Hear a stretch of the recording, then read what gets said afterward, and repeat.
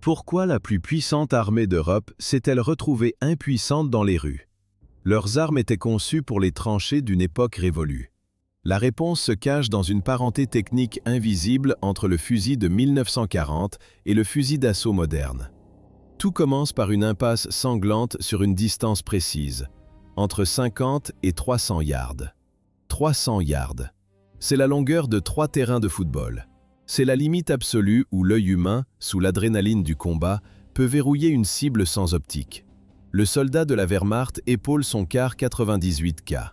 Il tire une cartouche 8 par 57 mm Mauser. Un monstre de puissance. À l'intérieur d'une pièce en béton, l'écho du coup de feu est assourdissant. Il désoriente le tireur. La poussière retombe. Le verrou claque. Trop lent. Le fusil est une pièce d'orfèvrerie. Sa portée efficace dépasse les 1000 mètres. Mais dans les ruines urbaines, cette précision devient inutile. Le fantassin fait face à un vide tactique mortel.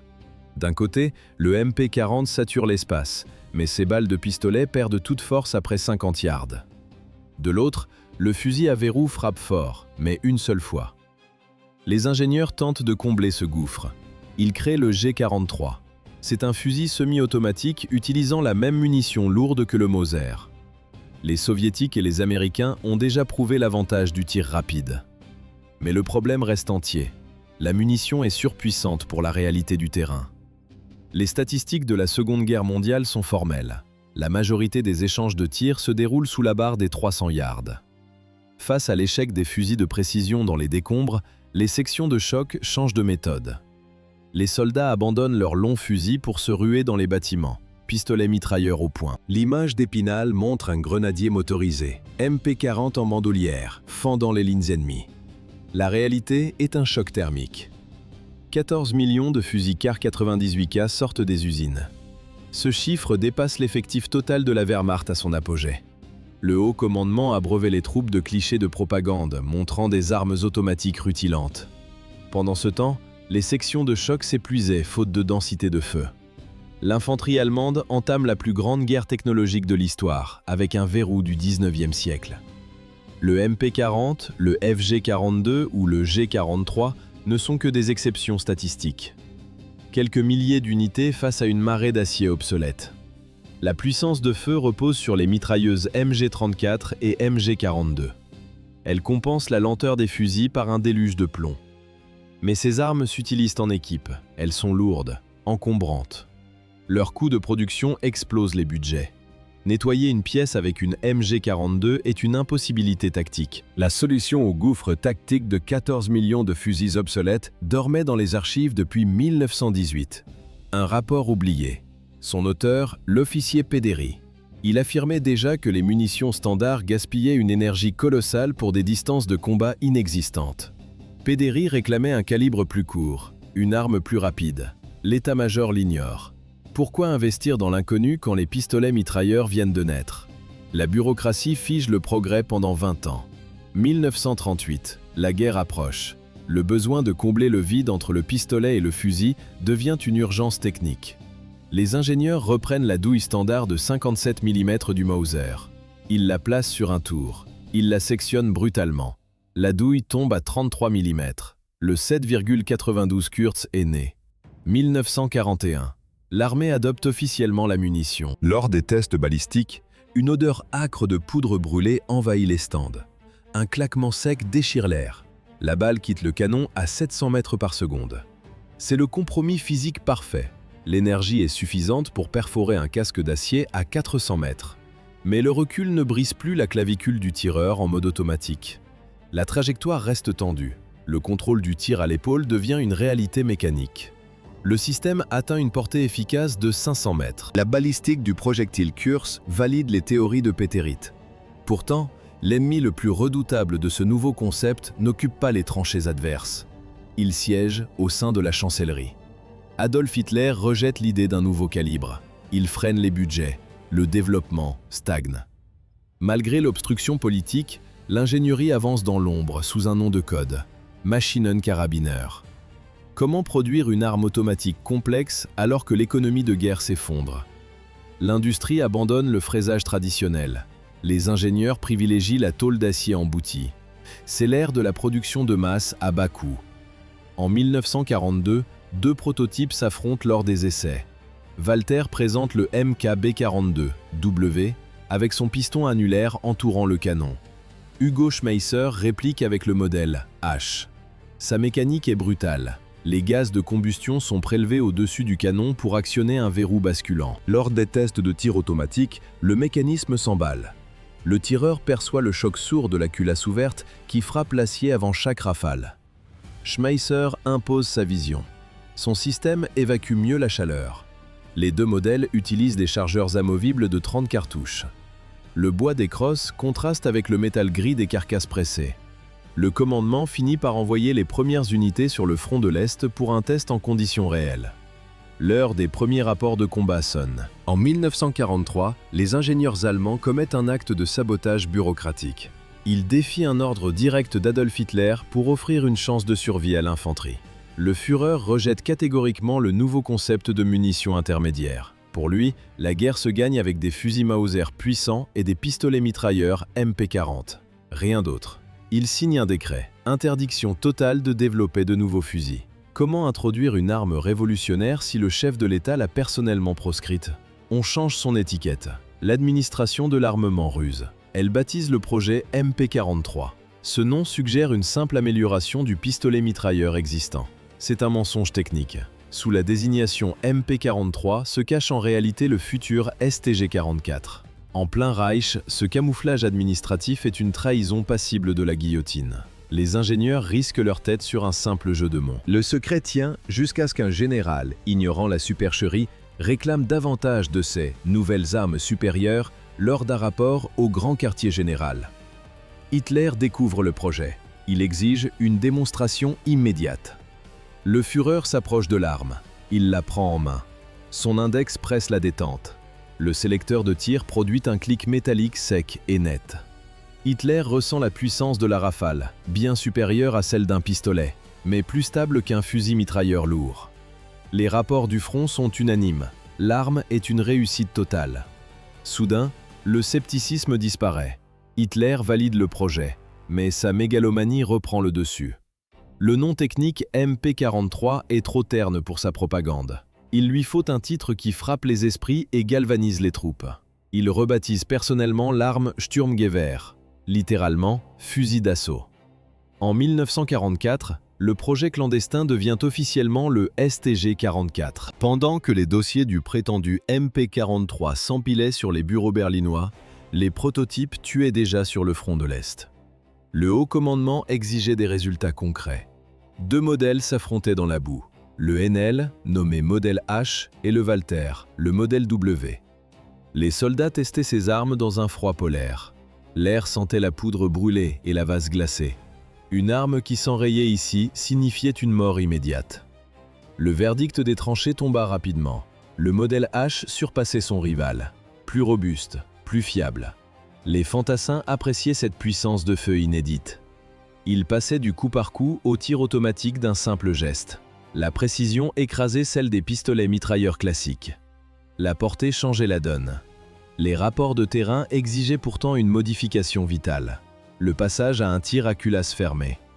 Ce changement technique garantissait la propreté du mécanisme face à la poussière. La précision devenait chirurgicale. Les ingénieurs fusionnèrent les deux concepts pour créer un hybride définitif. Ils gardèrent la solidité du NL et la finesse du système de tir fermé. Ce prototype final entra en production au cours de l'année 1943. L'illusion d'Hitler prend fin, mais la machine de guerre s'emballe. Les ordres tombent, la production explose. Le fusil reçoit son nom définitif, le STG-44. Berlin espère encore inverser le cours du désastre. Pourquoi la poignée d'armement se trouve-t-elle à gauche? Pour que la main droite du soldat ne quitte jamais la détente. Le tireur plaque la crosse contre son épaule. Sa main droite serre fermement la poignée pistolet.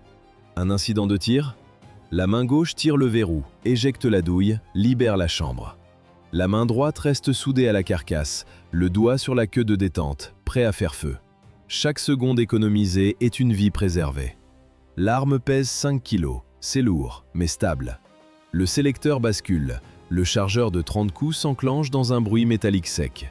À 500 ou 600 coups par minute, l'arme reste docile. Les rafales courtes frappent avec précision à moyenne distance. Fini le bois poli et les ajustements d'orfèvre du car 98K. Place à l'acier embouti. La texture est brute, froide, industrielle. C'est l'économie du désespoir. Un fusil à verrou classique exigeait des heures de fraisage complexes. Pour le même effort industriel, les usines sortent désormais 3 ou 4 STG-44. 4 fusils contre un seul. Le calcul est vital. En 1944, les bombardiers alliés transforment les usines de la Ruhr en cratères de poussière. Les ressources fondent. La logistique s'effondre. Les ingénieurs épurent le design jusqu'à l'os. Les premiers modèles portaient des rails pour lunettes et des lance-grenades. Tout disparaît. Même le support de baïonnette finit par être supprimé pour accélérer la cadence du convoyeur. Pourtant, la carabine parfaite de 5 kg ne suffit plus. Elle ne guérit pas la phobie majeure de l'infanterie, la peur de passer la tête au coin d'un mur dans les ruines urbaines. Le combat de rue devient un enfer psychologique. Pour y répondre, les ingénieurs défient la physique avec le Krumlauf. C'est un dispositif de canon courbe, une extension coudée pour le STG-44. L'objectif est absurde. Courber la trajectoire de la balle pour tirer sans s'exposer. Les tests s'enchaînent dans une logique de dégradation technique. D'abord, le modèle à 30 degrés. C'est la seule variante d'infanterie jugée utilisable. Le soldat vise via un périscope rudimentaire derrière son mur. À 50 ou 100 mètres, il parvient encore à toucher une silhouette humaine. Mais la mécanique hurle. Forcer un projectile à haute vélocité dans un virage détruit l'acier.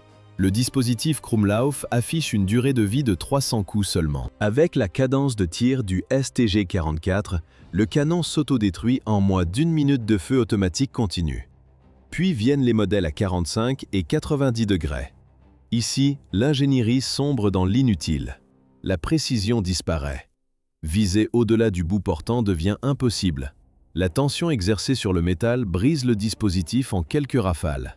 La physique finit par transformer l'arme en un échec pur. À l'intérieur du coude à 90 degrés, les balles chemisées ne résistent pas au choc.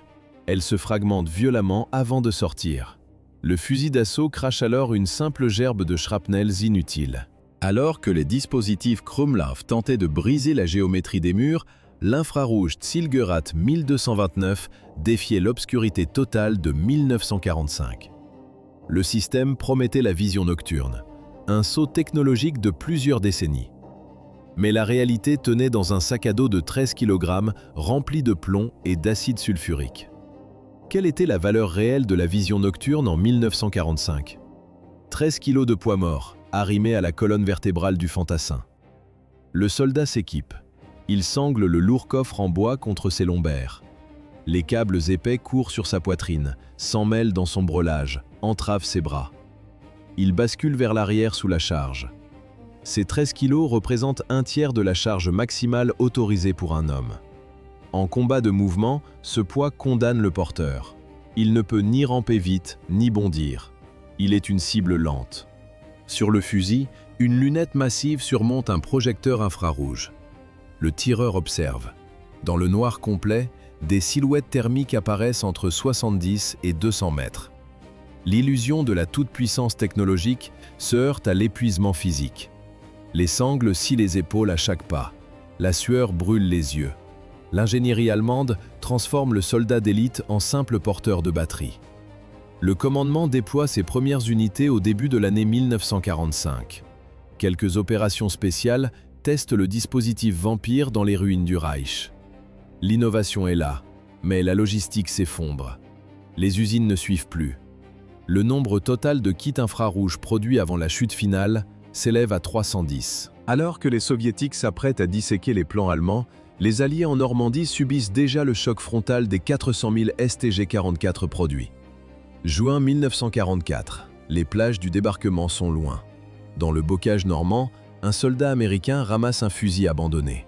La carcasse est en acier embouti, rugueuse, froide. Rien à voir avec le bois poli de son garant. Pourquoi 400 000 fusils innovants n'ont-ils pas stoppé l'avance alliée? Le Reich n'avait plus de logistique pour acheminer les munitions. Le bruit déchire l'air, un staccato aigu, violent. Ce n'est pas le craquement familier d'un Mauser, c'est le Sturmgewehr. Les troupes américaines et britanniques encaissent un déluge de feu inédit. Une seule arme remplace le pistolet mitrailleur et le fusil de précision.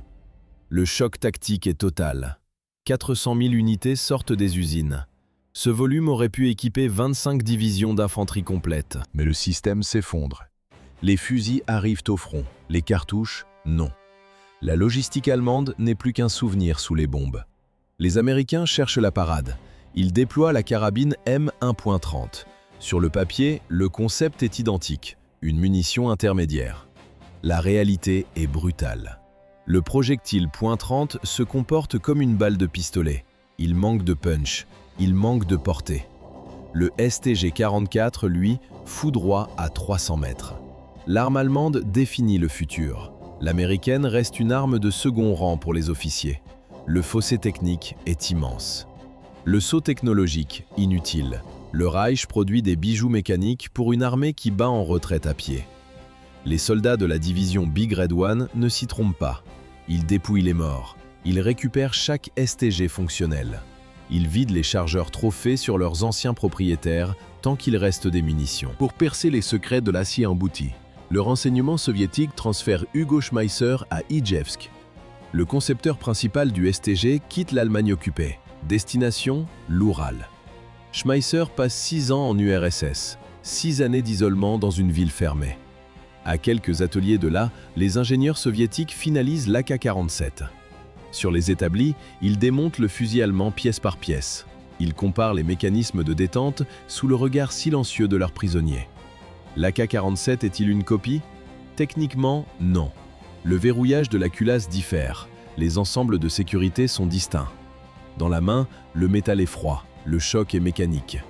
Lors de l'armement, le bruit du verrouillage soviétique produit un claquement sec, radicalement différent de la fluidité allemande. Kalachnikov privilégie un piston à course longue. Schmeisser, lui, observe ses propres plans servir de base à une doctrine qu'il ne contrôle plus. L'influence allemande reste conceptuelle. L'ergonomie, le chargeur courbe, le principe du tir sélectif. Mais la mécanique interne suit une autre voie. Mikhail Kalachnikov maintient une version officielle constante. Pour lui, le STG n'est qu'une ressemblance de surface. Il affirmait avoir puisé son inspiration réelle dans la carabine américaine M1 Garand. Les ingénieurs soviétiques ne se contentent pas d'observer, ils dissèquent.